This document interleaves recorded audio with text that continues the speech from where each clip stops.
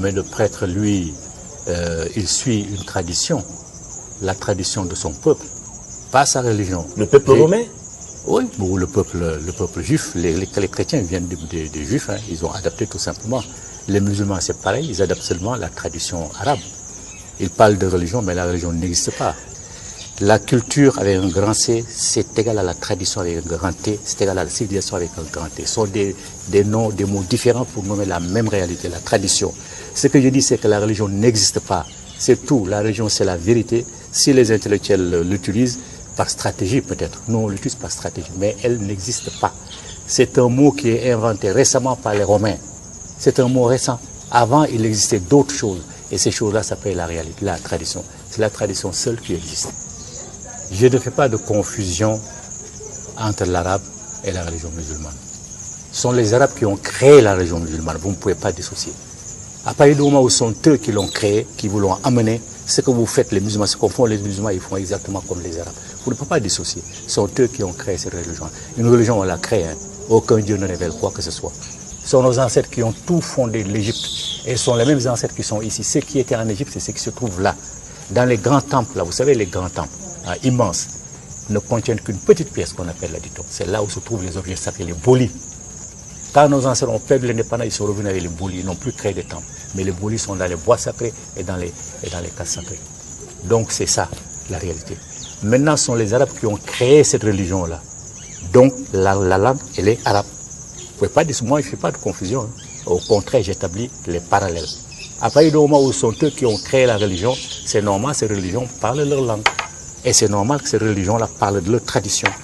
Un Africain musulman, il fait exactement comme les Arabes. Il se marie comme les Arabes, il bâtit ses enfants comme les Arabes, il enterre ses morts comme les Arabes, il s'habille même comme les Arabes, il parle comme les Arabes, il fait tout comme les Arabes. Il adopte même leur habitude culinaire. Mais est-ce que Donc vous ne pouvez pas dissocier l'Arabie de la religion musulmane. Elle est musulmane. Et aucune religion jamais n'est tombée du ciel. Ce sont les hommes qui le rédigent.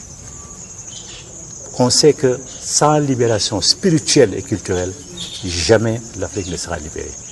L'Afrique ne peut pas être libre en étant musulmane, en étant chrétienne, en étant juif, en étant tout sauf elle-même. Ce n'est pas possible. Vous ne pouvez pas. On ne peut pas se réaliser dans la peau d'un arabe parce qu'on n'est pas arabe. Aucun de nos ancêtres n'est arabe. Regardez, tous les jours, on dit des Ousmane, des Fatoumata, des Pascal, des Janine. Jamais on ne dit Sundiata. Il y a des Ngolo aussi, des Ndji, des Zan. Oui, mais ça, vous entendez ça combien de fois dans la journée? Dans la journée, ce sont les Ousmane, les non-musulmans et chrétiens qu'on entend. Vous pensez que les noms étaient un handicap pour le développement? Un gros handicap pour le développement. Parce que ça nous coupe de nos relations avec nos ancêtres.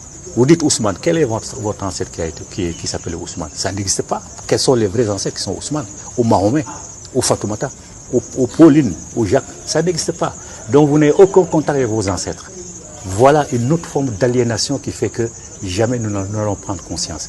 Nous déplaçons notre conscience historique vers l'extérieur de l'Afrique. Ça nous envoie vers l'Arabie, ça nous envoie au Moyen-Orient, chez les Juifs, chez les chrétiens, n'importe où, mais sauf en Afrique.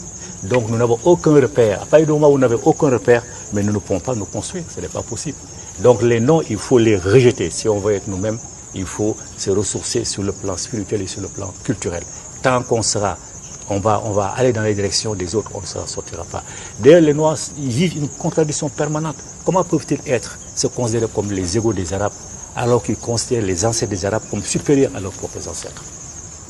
Comment les chrétiens, les Noirs chrétiens peuvent-ils se considérer égaux aux Blancs, alors qu'ils considèrent les ancêtres des Blancs supérieurs aux leurs?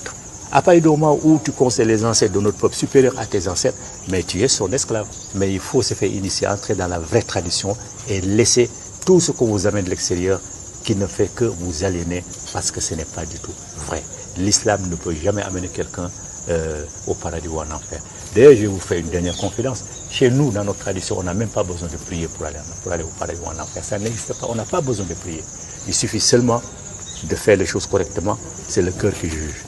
Donc, pour inviter nos enfants là, à ne pas perdre leur temps à aller faire des prières inutiles, mais à se consacrer à la construction de l'Afrique. Et ça se fait d'abord en étant africain soi-même. Il faut qu'ils soient des Africains, qu'ils s'identifient à leurs ancêtres, qu'ils renouent avec leurs ancêtres, à leurs sources. Ce sont seuls les ancêtres qui peuvent nous aider.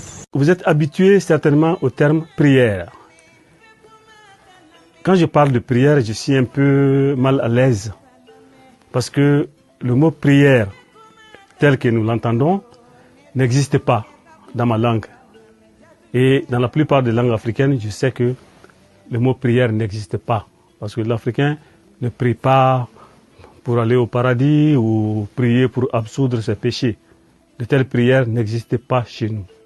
Dans la religion négro-africaine, c'est plutôt des sollicitations, la soumission des doléances aux entités divinisées pour résoudre nos problèmes.